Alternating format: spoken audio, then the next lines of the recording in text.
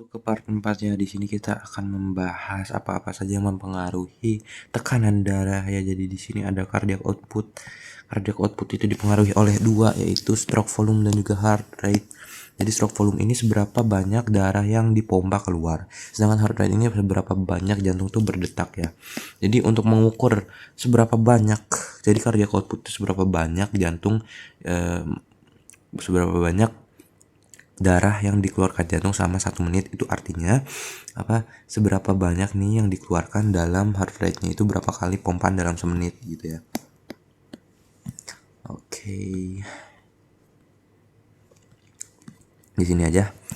Nah, jadi cardiac output itu nanti bersamaan dengan total peripheral resistance atau hambatan total di pembuluh darah itu bakal mempengaruhi yang namanya tekanan darah ya. Tekanan darah itu sendiri apa? Tekanan darah itu adalah gaya yang ditimbulkan ketika darah tuh menabrak dinding pembuluh darah, udah gitu. Jadi ini cardiac output ya. Untuk cardiac outputnya kita bahas di sini dulu. Yang dipengaruhi itu adalah, yang mempengaruhi cardiac output adalah stroke volume dan juga heart rate. Nah, stroke volume sendiri itu dia itu dipengaruhi oleh venous return. Venous return itu adalah seberapa banyak darah yang masuk ke dalam jantung gitu ya. Ketika jantung itu menerima banyak darah atau kita sebut venous return, itu akan memperbesar end diastolic volume. End diastolic volume yang membesar itu dia akan meregangkan meregangkan ventricle. Ketika ventricle itu meregang, dia itu bakal memompa darah tuh lebih besar lagi. Memompa darah lebih besar lagi artinya darah yang keluar tuh lebih banyak kan, artinya stroke volume lebih besar gitu ya. Lalu di sini kalau untuk heart rate itu ya frekuensi jantung sendiri sih. Sebenarnya seberapa banyak jantung berdetak. Di sini yang lebih banyak dipengaruhi itu adalah venous return yang melalui skeletal muscle activity. Skeletal muscle activity ini kenapa bisa mempengaruhi venous return? Karena ketika otot tuh berkontraksi, kita tahu ada vena kan. Vena tuh biru, harusnya warnanya biru. Vena itu menyimpan darah-darah sisa yang masih ada dari pompaan sebelumnya, teman-teman. Ketika otot tuh berkontraksi gini ya, set dia tuh bakal mendorong si vena tuh, mendorong darah-darah sisaan itu masuk lagi menuju jantung, sehingga dia memperbesar venous return, teman-teman. Lalu ini ada respiratory activity dan juga blood volume sendiri. Nah, kalau untuk blood volume sendiri ini dia bisa dipengaruhi oleh salt and water balance, teman-teman. Nah, salt and water balance ini itu adalah, jadi ingat aja, air itu bakal nempel sama si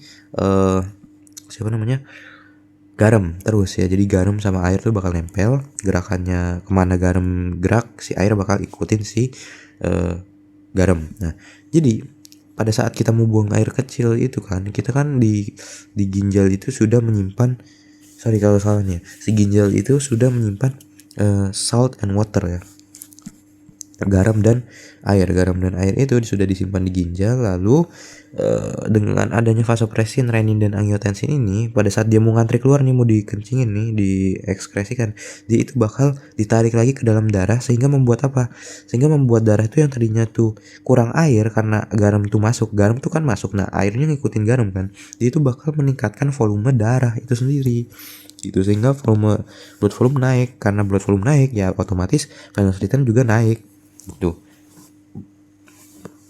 Itu dia ya.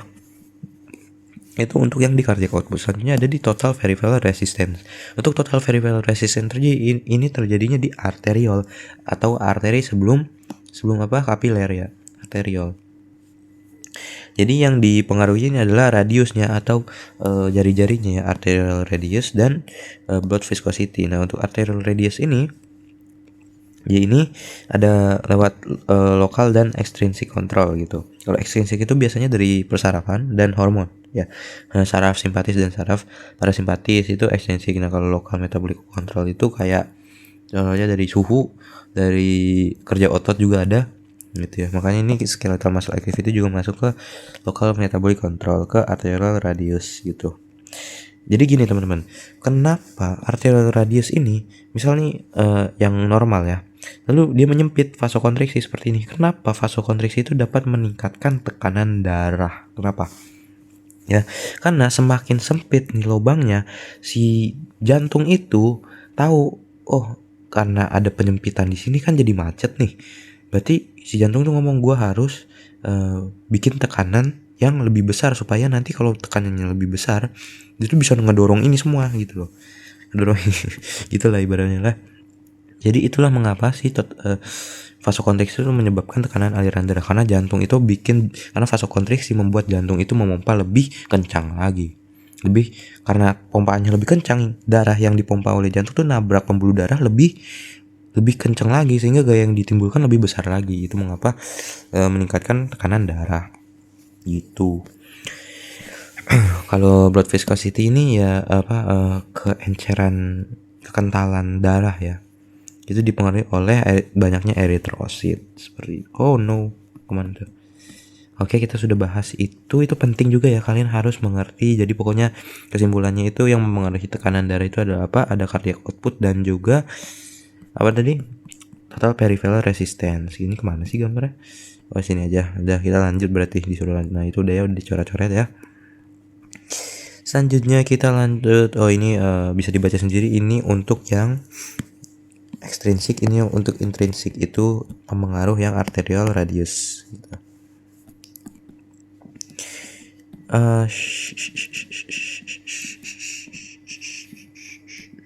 Sama aja ini gambarnya.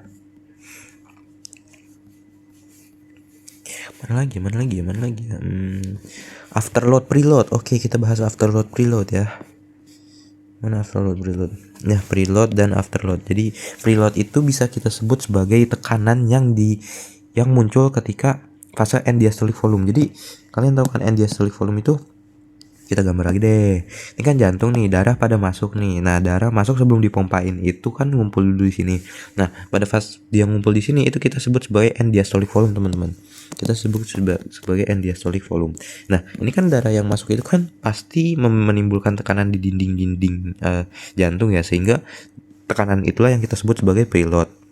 Ya, preload, load itu sebelum kokangan gitu ya. Nah, selanjutnya ini afterload, setelah kokangan. Ini artinya apa? Afterload ini adalah tekanan yang harus dilawan oleh jantung supaya ini itu si end diastolic volume ini bisa dipompain ke luar gitu. Itu ini dari preload dan afterload. Sebenarnya afterload itu seberapa kuat jantung harus tekanan yang harus dibuat jantung terus harus seberapa besar supaya bisa mendorong si preload ini keluar gitu loh, hasil preload ini keluar gitu ya. Oke, di sini ada yang namanya hipertrofi ya. Ini ada eksentrik dan juga konsentrik. Pokoknya intinya seperti ini ya. Kalau misal dia itu ada pressure overload atau beban tambahan, dia itu akan meningkatkan tekanan sistolik ya, increase systolic pressure, yang membuat penambahan myofibril secara paralel. Kalau paralel itu dia membuat wall thickening atau perbesaran otot jantung ya. Sedangkan kalau yang volume overload, kalau dibebani oleh volume bukan tekanan, dia itu bakal memperbesar diastolik ya. Kenapa diastolik? Karena diastolik itu adalah fungsi untuk menerima darah ya kan. Nah, karena dinding-dinding diastoliknya itu terkontraksi gitu ya, dia itu bakal menambahkan ini serat-serat jantung dengan secara seri. Dengan seperti ini dia akan membuat eksentrik LVH, hipertrofi eksentrik ya, volume overloadnya naik, artinya diameternya semakin besar. Kalau ini diameternya kecil tapi lebih besar gitu ukurannya. Kalau ini diameternya meluas. Oke. Ini untuk part 4, part 5 next